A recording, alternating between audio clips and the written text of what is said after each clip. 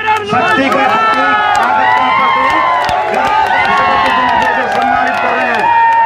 बहुत धन्यवाद प्रधान जी। अब मैं अनुरोध करूंगा जिसकी इंतजार में आप घंटों से बैठे हुए हैं। हरियाणा प्रदेश ही नहीं पूरे उत्तरी भारत में युवा नौजवानों के प्रतीक, किसानों के प्रतीक सांसद चौधरी दीपेंद्र सिंह जी हुड्डा अपना चुनावी संबोधन दें। सांसद चौधरी। धन्यवाद, धन्यवाद बहुत बहुत। जिंदाबाद जिंदाबाद धन्यवाद बहुत बहुत।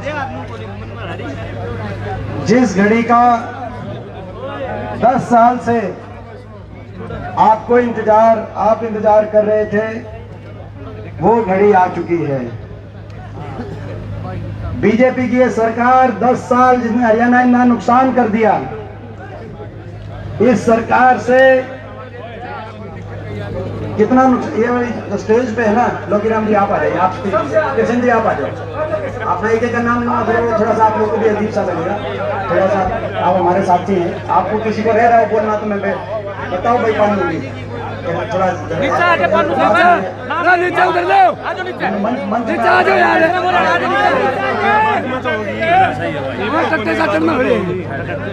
भाई ये बताओ 10 साल की बीजेपी की सरकार से छिक लिए कसर बाकी रह रही है? इनका लाइसेंस रिन्यू करोगे, कैंसिल करोगे? चलो अच्छी बात है। मैंने कहा कि एक बार चेक करके देखो कि क्या पता कोई अभी इस चक्कर में हो कि 5 साल और देखने भाई, क्योंकि ये आपकी बात सभी की बात कहूँगा। आप 3 के अलावा यहाँ पर 10,000 आदमी, उनकी भी और आपकी भी, सबकी बात ऐसा है। आपकी 3 की बात करूँगा, 3 आदमी हो, मगर ये 10,000 आदमी नहीं, 3 नहीं, सारे इनके पीछे ये 10,000 है। इनको आप कह दो कि इनकी बात नहीं कहूँ, आप कहो, आप कहो इनकी बात मैं कहूँ नहीं, इनके ही तो हम है। तो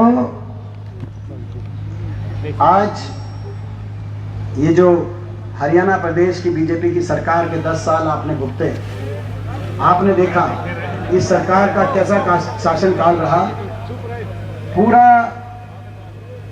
देश ये देख रहा था 10 साल में, जो हरियाणा प्रदेश 2014 से पहले देश में विकास का प्रतीक था, खुशहाली का प्रतीक था, आज 10 साल की बीजेपी की सरकार के बाद वो हरियाणा देश में नंबर 1 बना दिया इन्होंने। बेरोजगारी में नंबर 1 बन गया हरियाणा, नशे में पंजाब से आगे निकल गया। आज नशे नंबर 1 बन गया हरियाणा, अपराध दर में, क्राइम रेट में। हरियाणा के नौजवान के भविष्य को चौपट करने वाली ये सरकार साबित हुई। ना तो निजी क्षेत्र में कोई निवेश आया, ना सरकारी क्षेत्र में नो रोजगार बचा, क्योंकि सरकारी नौकरी 2 लाख समाप्त कर दी इसने सरकार ने। पक्की सरकारी नौकरी बीजेपी 10 साल में खा गई कि नहीं खा गई, आप बताओ। हरियाणा में पक्की नौकरी खत्म कर दी, 2 लाख पद समाप्त कर दिए, बाकी 1.5 लाख पदों में कौशल निगम से कच्ची भर्ती और फौज की पक्की भर्ती भी कैंसिल करके अग्निवीर योजना ले आए। ऐसी सरकार साबित हुई। कच्ची नौकरी की राजधानी बना दिया हरियाणा को, कच्ची नौकरी की राजधानी हरियाणा को बना दिया। ये ज्वाइनिंग वाले जो घूम रहे हैं कि ज्वाइनिंग हमारी सिलेक्शन कराओ, इनको पिछले 2 साल से, पिछले कई सालों से पहले कहा लोकसभा से पहले कराएंगे, फिर कहा लोकसभा चुनाव आ गया, लोकसभा चुनाव के बाद कराएंगे, फिर कहा विधानसभा से पहले कराएंगे, फिर बोला विधानसभा चुनाव आ गया, विधानसभा के बाद कराएंगे। जैसे वो सनी देओल की फिल्म नहीं थी, तारीख पे तारीख, इनको बेचारों तारीख। और इसीलिए इनका शोषण किया नौजवानों का। आज कितने दल में हमारे दर्द है इन नौजवानों के प्रति, इनका कितना शोषण किया गया। और सभी नौजवानों का जो कच्ची भर्ती पे, जो कौशल निगम में बेचारे बिना पेंशन के, बिना रिजर्वेशन के, बिना आरक्षण, बिना पेंशन और बिना मेरिट के उनको कच्ची भर्ती, कोई भविष्य नहीं, भविष्य चौपट कर दिया। बेरोजगारों को आज कितनी परेशानी का सामना करना पड़ रहा है हरियाणा के नौजवानों को। आप अंदाजा लगाएं, कहीं नशे की तरफ, कहीं अपना घर बार बेचकर विदेश की तरफ मजदूरी करने के लिए डोंकी के रास्ते पलायन पे मजबूर हो रहा है हरियाणा का नौजवान। ये स्थिति बन गई हरियाणा। आज ऐसी स्थिति बन गई हरियाणा में कि सरकार ने काम तो कुछ किया नहीं, लेकिन काम बिगाड़ दिया। हर वर्ग को नुकसान पहुंचाया। गरीब की सारी स्कीम्स बंद कर दी। 100-100 गज के प्लॉट की स्कीम, मकान की स्कीम, गरीब आदमी की सारी स्कीम्स बंद कर दी और पोर्टल और आईडी, कोई प्रॉपर्टी आईडी, कोई फैमिली आईडी, कोई पोर्टल और आईडियों में उलझा दिया। हरियाणा के आम नागरिक को अपने कागज ठीक कराओ, अधिकारियों के चक्कर काटो और सरकारी सुविधाओं से वंचित रह जाओ।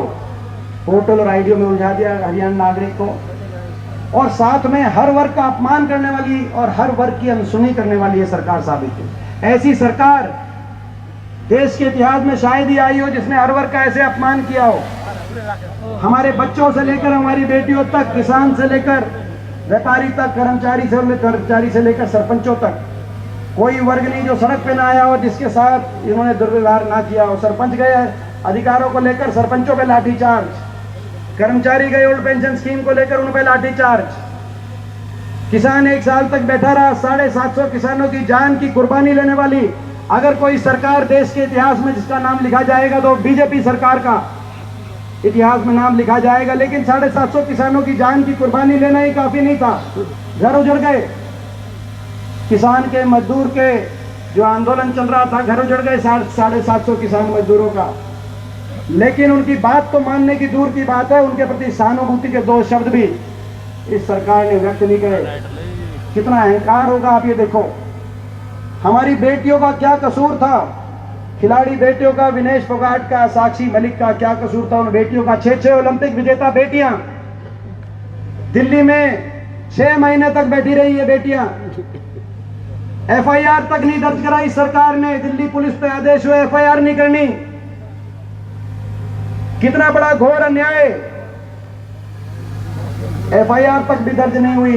दिल्ली की सड़कों पे दिल्ली पुलिस में घसीटा गया। दिल्ली के 3 तरफ बसा हरियाणा, लेकिन हम जाकर अपनी बेटियों के लिए न्याय नहीं दिला पाए। दिल्ली पुलिस में एफआईआर तक नहीं दर्ज कर पाए। आखिर में 6 महीने के बाद सुप्रीम कोर्ट ने कहा कि इस आरोपी पे एफआईआर दर्ज हो, और दिल्ली हाई कोर्ट ने उस पर चार्जेस फ्रेम कर दिए। कि चार्जेस फ्रेम करके कहा दिल्ली सेशन कोर्ट ने कि इसने 5 बेटियों के साथ गलत काम किया था, पक्का सबूत है, दिल्ली कोर्ट ने कहा। मगर उन बेटियों को क्या कसूर था? आपकी बहन बेटी, ये तो देश है। अपने दुश्मन की बहन बेटी की इज्जत को भी अपने इज्जत मानने वाली संस्कृति वाला है देश है, लेकिन इन बेटियों का क्या कसूर था? कितना अहंकार और कितना अन्याय। हमारे बच्चों को बैठना पड़ा, 5000 स्कूल बंद हो गए इस सरकार में।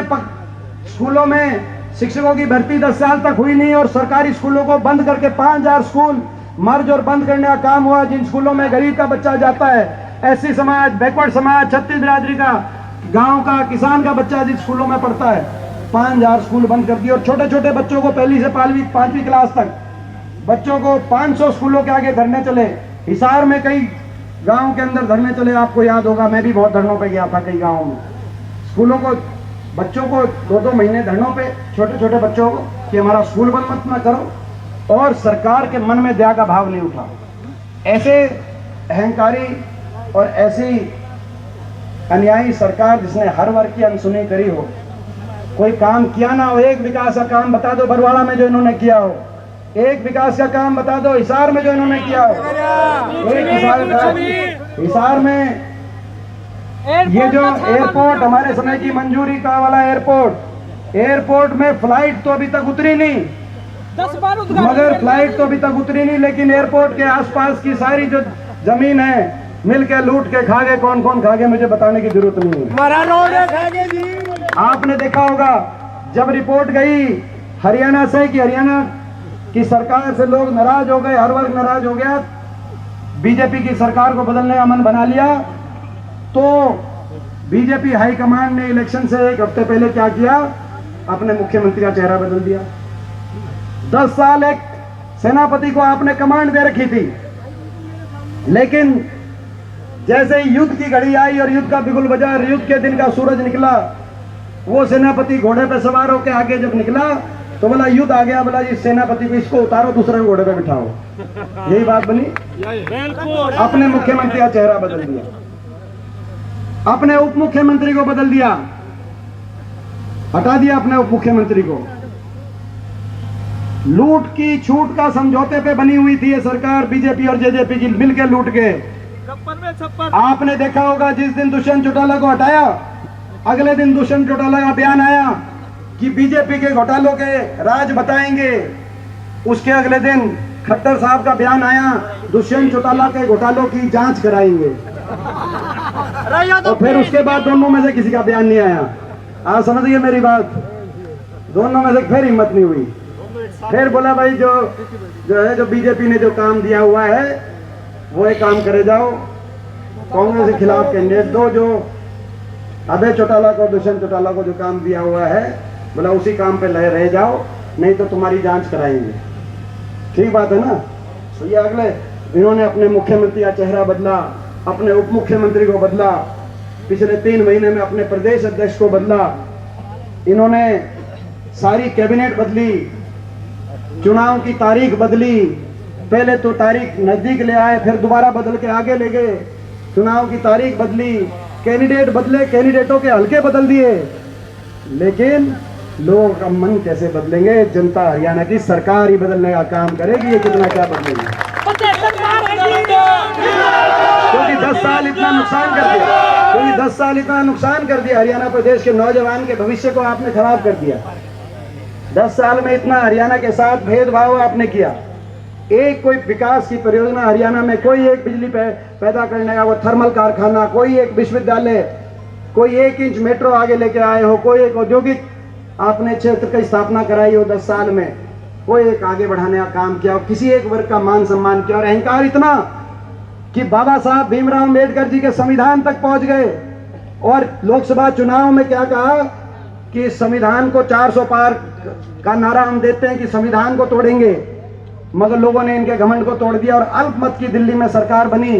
जैसे चंडीगढ़ में अल्पमत की सरकार चल रही थी, दिल्ली में भी अल्पमत की सरकार है, दिल्ली में भी अल्पमत की सरकार बनी, क्योंकि जो घमंड बाबा साहब के संविधान तक जो घमंड पहुंच जाए, लोगों ने कहा इस घमंड को हम तोड़ेंगे और जय संविधान के नारे को नहीं झुकने देंगे। और इसीलिए जब हम सारे सांसद गए संसद में, तो सारे सांसदों ने, हम लोगों ने, कांग्रेस पार्टी के सांसदों ने जाते ही अपनी शपथ के साथ नारा लिया, जय संविधान। लिया था कि नहीं लिया था जय संविधान? और बीजेपी वालों को बहुत तिलमिलाहट हुई इस नारे से, बीजेपी वालों को बहुत तिलमिलाहट हुई नारे से, क्योंकि बीजेपी उस भावना को नहीं समझ पा रही जो बाबा साहब भीमराव अम्बेडकर जी के नेतृत्व में जो संविधान बना, जिस संविधान के मुझे गर्व है कि मेरे स्वर्गीय दादाजी चौधरी रणबीर सिंह जी भी उस संविधान सभा के एक सदस्य थे। उस संविधान की भावना को बीजेपी नहीं समझ पा रही, जिसने हर वर्ग के अधिकारों को सुरक्षित करने का काम जिस संविधान में किया है। बीजेपी को मैं समझता हूं कि बीजेपी याद करती है, गरीब आदमी को याद करती है चुनाव के समय, मगर कांग्रेस की विचारधारा गरीब को गणेश मान के चलने की कांग्रेस की विचारधारा, ये फर्क है। आपके सामने हमारे राष्ट्रीय अध्यक्ष मल्लिकार्जुन खड़गे जी से लेकर हमारे प्रदेश अध्यक्ष चौधरी उदयभान जी तक, और पिछले 5 प्रदेश अध्यक्ष हरियाणा में अगर रहे हैं तो ऐसी समाज से कांग्रेस पार्टी कर रहे हैं, कांग्रेस पार्टी का संकल्प। ये आपने देखा, जय संविधान के नारे को जैसे ही बोला, हम हमारे सारे सांसदों ने बड़ी तकलीफ हुई, और तकलीफ हुई तो स्पीकर साहब ने कहा कि जय संविधान नारा नहीं बोलना चाहिए। आपने देखा होगा 550 सांसदों में आपका बेटा अकेला उठ के खड़ा हुआ था कि नहीं हुआ था? अकेला खड़ा होकर खड़ा हुआ, मैंने कहा जय संविधान नारा चलेगा, और वहां से स्पीकर साहब ने कहा कि बैठ जाओ। मैं कहना चाहता हूं बीजेपी वालों को, स्पीकर साहब को, आप वहां, जब मैं अकेला खड़ा हुआ जय संविधान नारे को के पक्ष में, और आपने कहा बैठ जाओ, मुझे तो आप वहां तो कह सकते हो बैठ जाओ, लेकिन जय संविधान नारे की गूंज को हरियाणा में हम नहीं बैठने देंगे। आज मैं कहना चाहता हूं, ये लड़ाई हरियाणा के भविष्य को बचाने की लड़ाई है, ये लड़ाई हरियाणा के नौजवान के भविष्य को बचाने की लड़ाई है, ये लड़ाई बाबा साहब भीमराव अम्बेडकर जी के संविधान को हरियाणा में बचाए रखने की लड़ाई है। लड़ाई जय जवान जय किसान के नारे की गूंज को हरियाणा में बचाए रखने की लड़ाई है, ये लड़ाई जय संविधान के नारे की गूंज को हरियाणा में बचाए रखने की लड़ाई है, और ये लड़ाई हरियाणा को खुशहाली के रास्ते पर आगे लेके जाने की लड़ाई है। 1 महीने बाद आपकी सरकार बनेगी। हरियाणा के कोने कोने से मैं आपकी जानकारी में ला रहा हूं, हरियाणा के कोने कोने से 5 दिन हुए चुनाव। पहले दिन मैं अंबाला गया, जहां से हमारे वरुण चौधरी जी वरुण मुलाना जी बड़े बहुमत के साथ सांसद बने थे 3 महीने पहले। मैंने अम्बाला वालों से पूछा क्या चल रहा है, बोला 9 की 9 सीट कांग्रेस की झोली में जा रही हैं।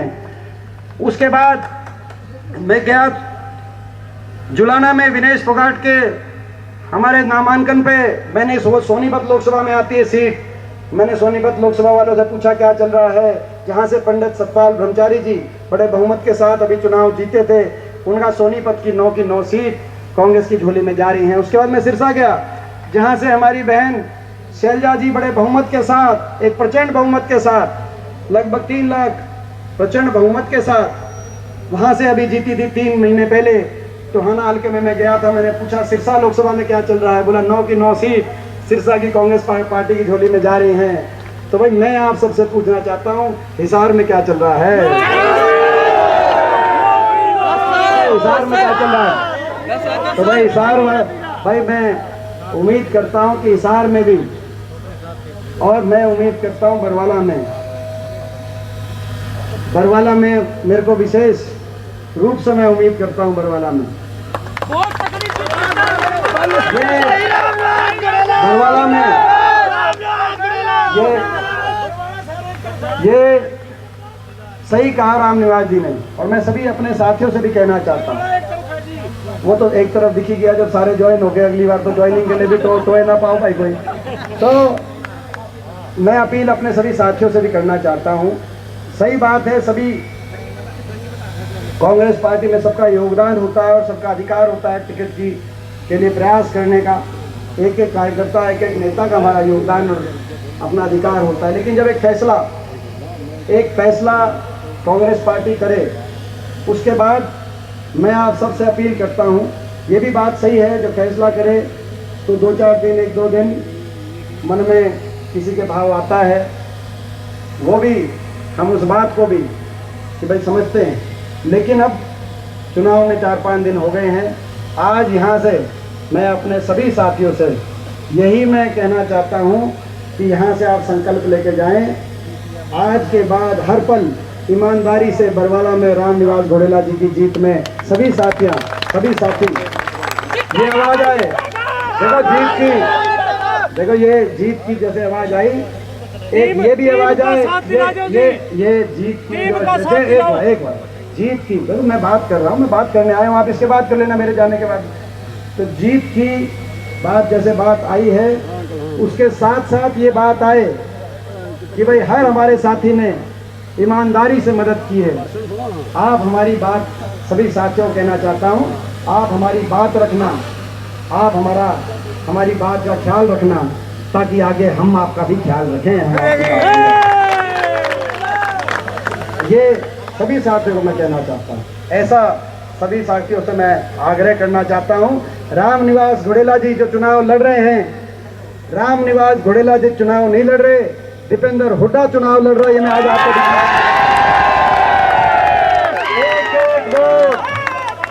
एक वोट जो रामनिवास घोड़ेला जी को जाएगी, वो एक वोट दीपेंद्र को जाएगी, वो एक लोट हरियाणा में हुड्डा सरकार लेके आएगी। तो ये चुनाव, ये हमारा सबका चुनाव है, ये चुनाव हमारा सबका चुनाव है। बरवाला हल्के ने ठाना है, हरियाणा में हुड्डा साहब के नेतृत्व में कांग्रेस को लाना है और रामनिवास घोड़ेला जी को बड़े बहुमत से जिताना है। और भाई तो ये सरकार आपकी बन रही हरियाणा में, और हम संकल्प लेते हैं सरकार बनते ही कुछ काम करेंगे। सबसे पहली कलम से बड़े बुजुर्गों को देश में सबसे ज्यादा 1 महीने के बाद कितनी पेंशन मिलने जा रही है? 6000 बुढ़ापा पेंशन। उसके साथ साथ किसान को एमएसपी गारंटी, कर्मचारी को ओल्ड पेंशन स्कीम, गरीब को दोबारा से महात्मा गांधी ग्रामीण बस्ती योजना में 100 गज के प्लॉट की स्कीम, जरूरतमंद को 3.5 लाख तक की आर्थिक सहायता से इंदिरा आवास योजना के मकान दिलवाने का हम काम करेंगे। हमारी माताओं और बहनों को जिनके बुढ़ापा पेंशन की जिनकी उम्र नहीं हुई, ऐसी हमारी घर में, क्योंकि घर चलाती है हमारी माताएं बहनें, हमारी माता और बहनों को हर महीने 18 साल से ऊपर की माताओं बहनों को 2000 रुपए की अलग से महालक्ष्मी पेंशन दिलवाने का हम काम करेंगे। माता और बहनों को जो सीधा इनके अकाउंट में जाएगी, माता और बहनों को 2000 रुपए की पेंशन, ये अलग से जो कांग्रेस की सारी सरकारों में हुआ है।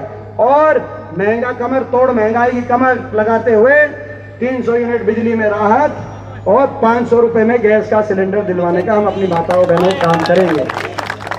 नौजवानों को 2 लाख पक्की सरकारी नौकरी जो इन्होंने पद समाप्त कर दिए, और जो ये पेंडिंग भर्ती है, इस पेंडिंग भर्ती को जिनको तारीख पे तारीख मिल रही है, ये पेंडिंग भर्ती को ये कह रहे हैं 1 महीने में, उससे भी पहले हम ज्वाइनिंग इनको दिलवाने का काम करेंगे।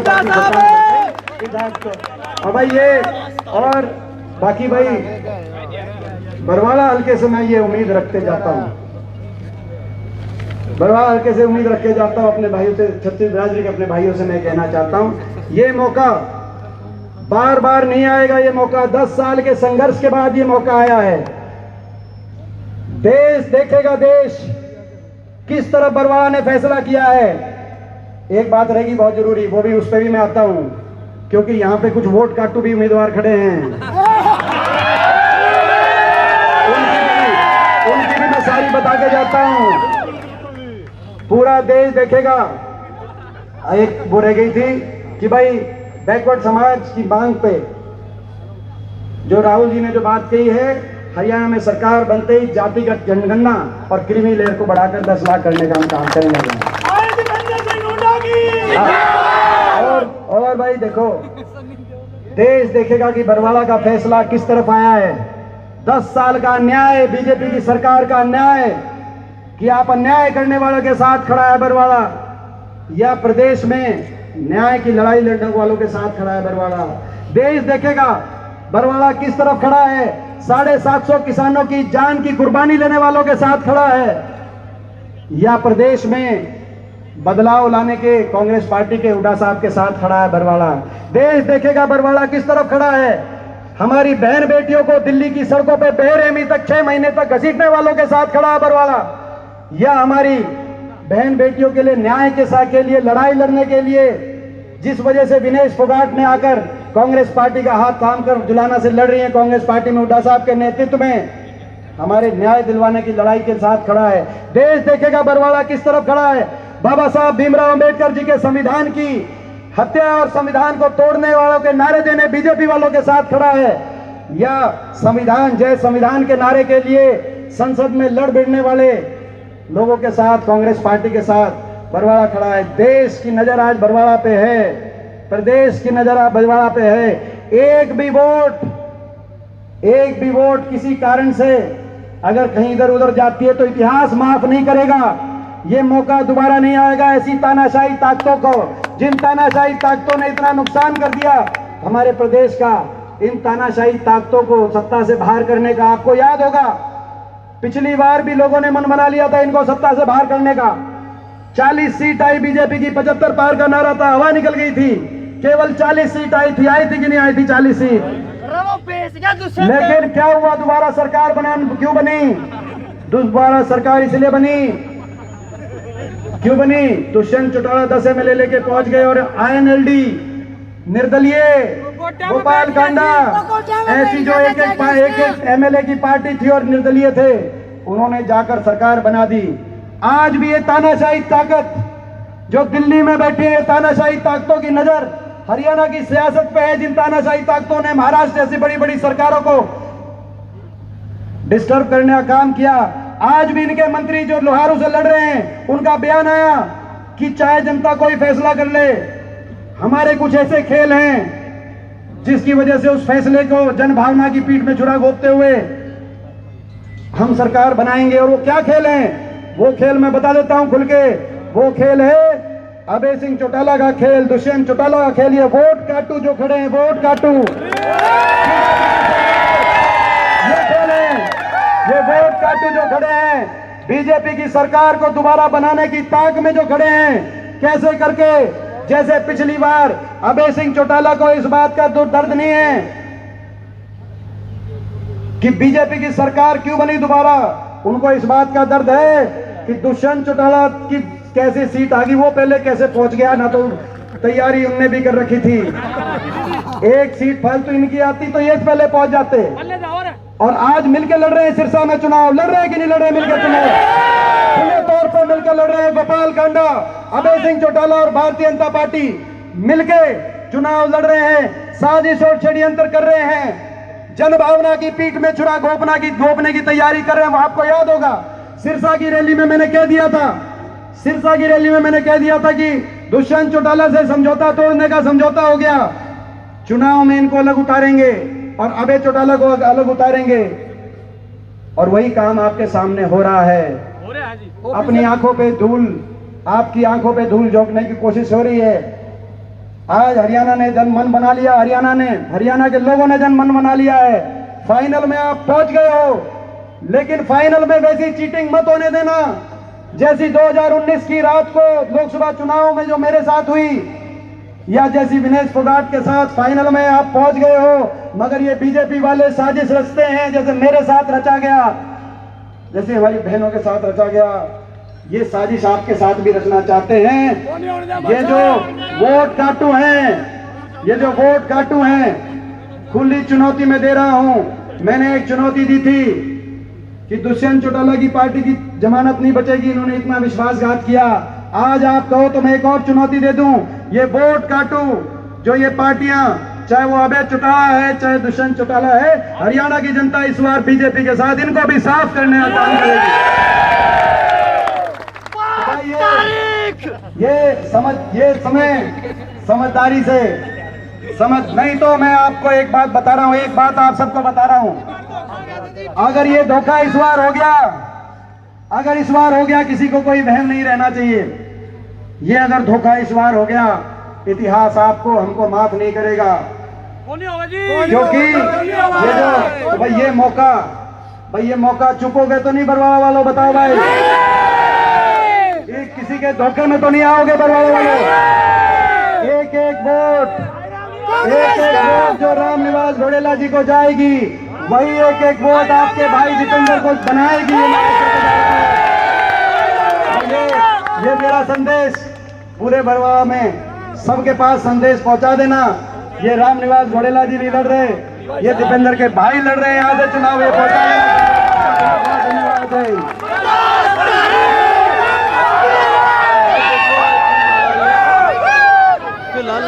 सारे भाई 5 तारीख को हम किधर हैं? 5 तारीख में बदल जाएगा भाई सारा। देखो फिलहाल भाई बिचपड़ी सिरसोद में ये मामला है, इतने लोग बैठे हैं। फिलहाल लाइव तस्वीरें आप